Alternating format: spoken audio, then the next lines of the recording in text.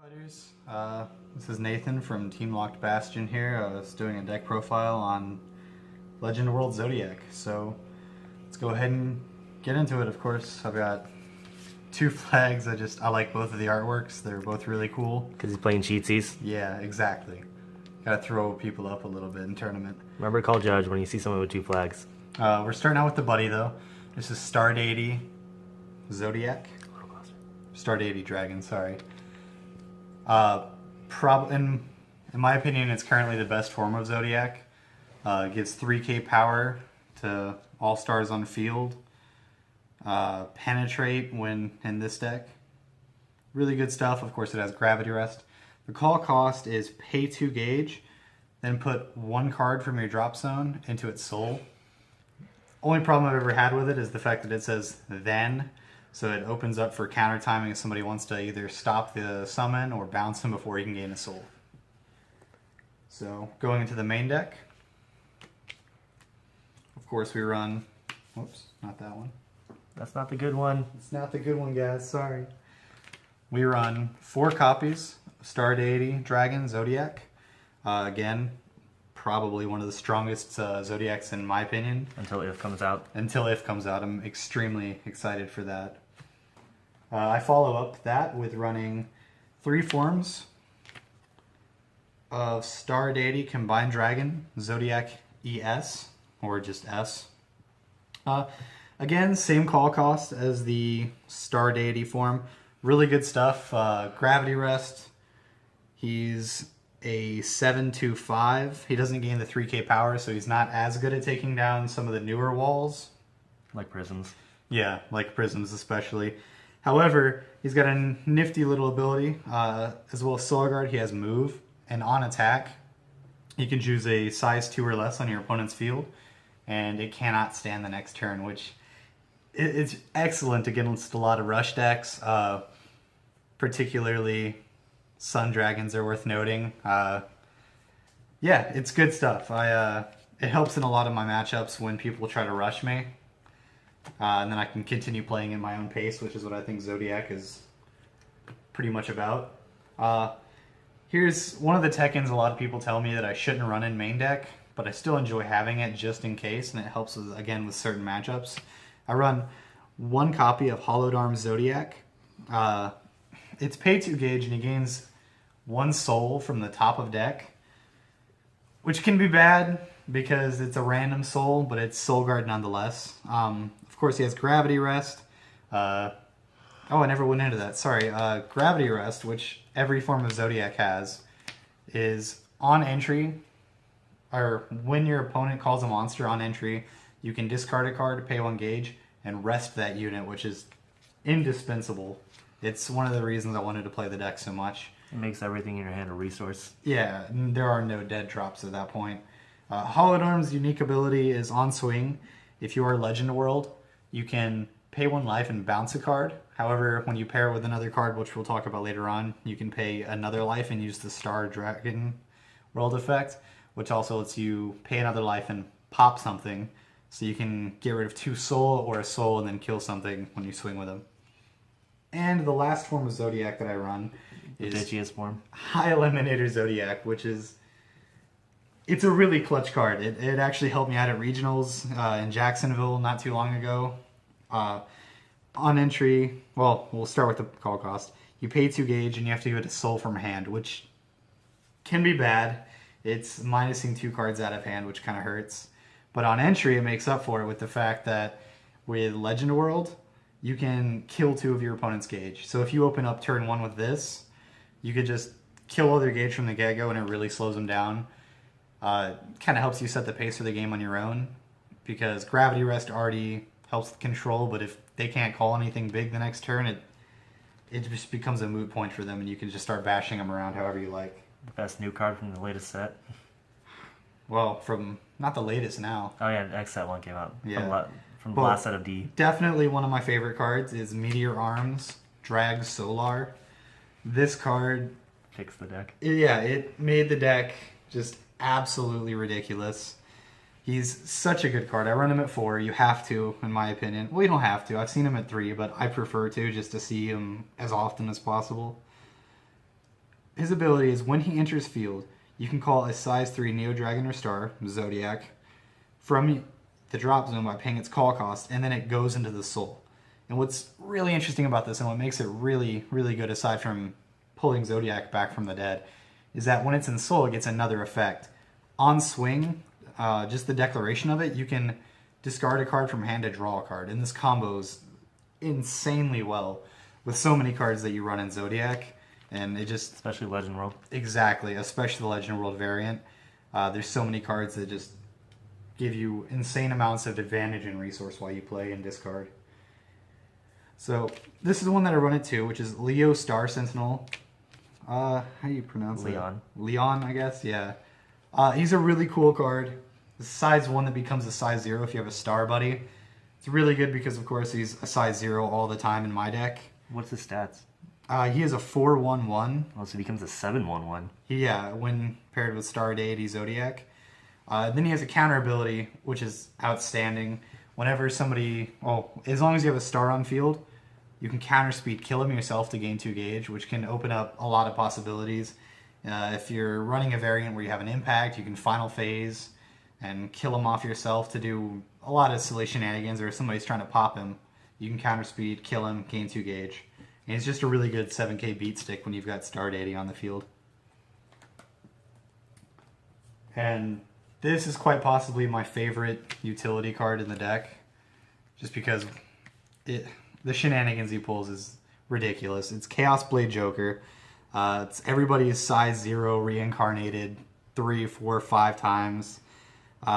He's a size 0, of course. He's a 5/2/2 with a call cost of 3 gauge. On entry, gives somebody a crit. However, he's got my favorite ability. When discarded, you can pay a life and call him immediately to field, which, when paired with the Zodiac combination with Dragsolar and Soul, discard him, pay a life, call him to field, give him a crit during that swing.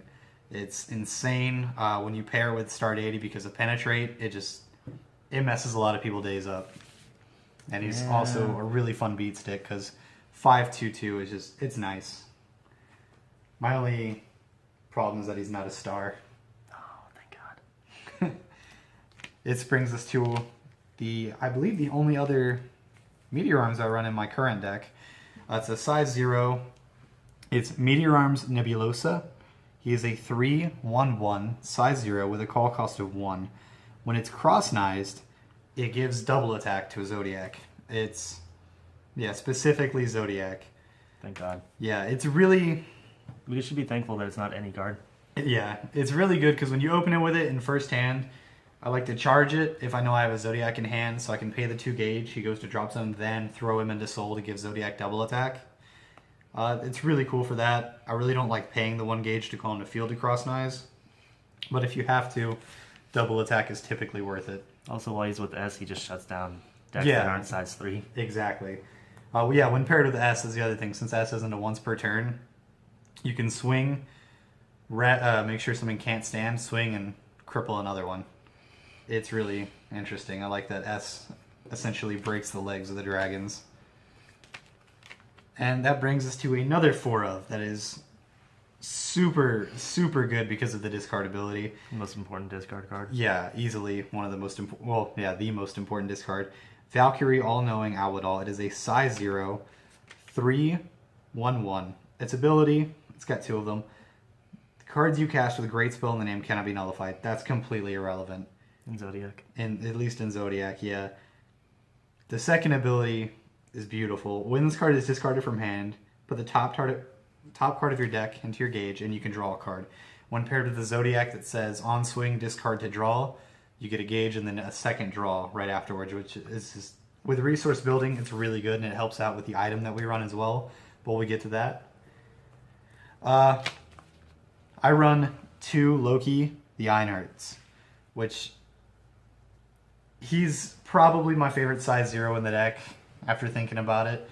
On entry, I can remove, not destroy, but remove the soul of any card on field on both my opponents and my own, which in such a soul-heavy meta, running him at 2 is a necessity in my opinion. He's got no crits, but just to take away all the souls, definitely worth it. What's his base power? He's got only 3k base power, which kind of hurts. He has no crits, but He's got 5k defense, which when you open with him, if you don't have a Zodiac or any way to search out Zodiac, you can at least throw him down, and some decks get slowed, though not very many. But he's still really, really good in my opinion. He makes Shadow Shade players cry. He does, actually. Now we're getting into spells. So, for spells, I run 4 of Divine Guidance, of course. That should be self-explanatory. During an attack on your opponent's turn, if you have a monster Zodiac on the field, you can nullify the attack, gain a gauge, and gain a life, which it's insanely helpful. It's your standard, basically, Sun Dragon shield. Yeah, it's very self-explanatory. Helps build back life and gauge, which is important because you spend a lot of life in this deck. It only hurts when you don't have Zodiac. Yeah, that's the problem with all the shields in this, basically, is if I don't have a Zodiac or a size 3, which the only other size 3 I have is Zodiac, none of my nulls work, which kind of hurts. The other null that I run 4 of is Illusion of the Void Deity. It's counter speed, choose a size 3 on the field. For this turn, if it would be destroyed, you gain a life and it stays on field. It's, think Wrath trigger without the counter attack. However, Penetrate still goes through, so be mindful of that. And a lot of the on-hit destruction abilities and stuff like that, they'll all go off. But it's really just a stall tactic. Think of it as an extra soul that gains you a life. Going from that, another insanely good 4-of spell. Future Astrology. So, Future Astrology has got to be one of the most useful cards I've seen in the game. You get to choose one of the 2 abilities that it has. Pay a gauge if you do. If there's a star on field, draw a card, and if there's a Neo Dragon, draw a card. So if you do that, if you have Zodiac on field, you get to draw twice. And then the second ability, which is free, is counter speed during this turn. Your flag is regarded as both Legend and Star Dragon. And it's insanely helpful because so many of the Zodiacs have multiple abilities. And that's what I was waiting for to come back and show you these.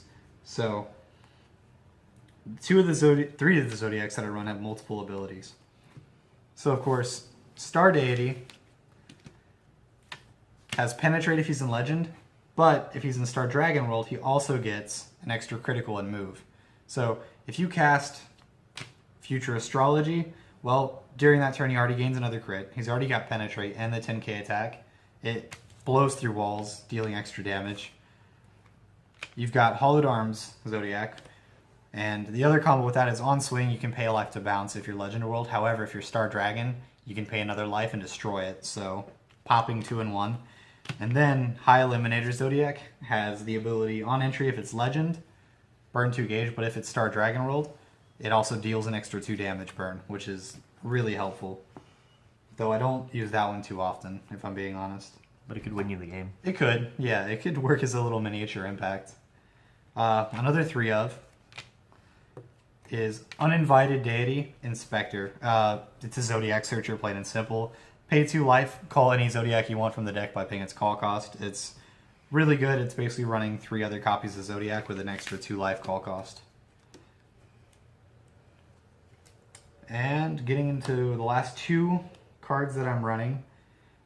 First is Darkness Rune. Gotta be one of my new favorite dual world spells. Pay a life, has counter speed, get one of the following 3. Pop a size 1, pop a soul, or gain 2 gauge on the fly, which is really, really clutch because the deck can go through a lot of gauge really quickly if you're not careful. So having extra ways to get gauge is always nice. So definitely one of the better spells. I run it at 3. That's enough consistency for me. I hit it multiple times every game just because of how often you draw into cards. And the last card that I run is Gymir Staff. It is 0 attack, 0 critical with a call cost of pay a gauge and pay a life. It has got to be the best weapon you can run in Zodiac, at least for Legend World. You can rest it to gain a gauge, or you can discard a card at any point during your main phase, and then draw a card. Get all those discard effects off early if you don't have Dragsolar and Soul. So it just helps with the resource engine tremendously. It's also pretty good in Asgard. Yeah, definitely. And then lastly, for my sideboard. So pretty standard sideboard, running 4 Barbed Wire, counter speed, rest an opponent's item. It's really good in the current meta. It's probably going to stay good since it came out. It's been almost staple 4 of in sideboard. Yeah, that's all I feel I need to say about Barbed Wire. I'm running 3 Breathen Guards. Really strong card. It's a spell null for Legend World. Pay 2 gauge, which is nothing. You build gauge really quickly. And you can either nullify a spell cast by your opponent or destroy a set spell. And if you have Breathen Guard and drop zone, discard a card, pay 2 more gauge and return to hand. I just use it for the spell null for the most part. If my opponent has a particularly nasty set spell, you can kill that as well. But I feel the 2 gauge is definitely worth it. Just be wise. 1 more Loki, that way certain matchups, I'm only running 2 in the main deck, so having 3 really helps with consistency. And if I know a deck can build Soul really quickly, like Shades, even Raging Spirits, Jaeger, if they don't have Vortis out, it helps on a lot of those. And hopefully Prism Dragons soon. And then the last card I'm running, taking a bookmark from Austin Summers. I saw it in his sideboard and looked at it and realized it's absolutely ridiculous. It is Fenrir, Curse of Vanargand. 10,000 attack, 3 criticals, 10,000 defense. The call cost is paying 3 gauge and bounce an Asgard monster from field to your hand. It's not affected by, what was it? Gleipnir, but that's irrelevant currently. The counter ability, though, during the battle phase, when he's done attacking, you can discard any 2 cards from your hand and restand him. It is not once per turn. And in a deck like this that runs all the advantage engines like Alwidol, you're basically getting your cards back for extra free restands. During Jacksonville, I got 4 or 5 restands off on a 5th Omni player, and it was really cool. Yeah, so that is my Zodiac deck, and thanks for watching. Bye.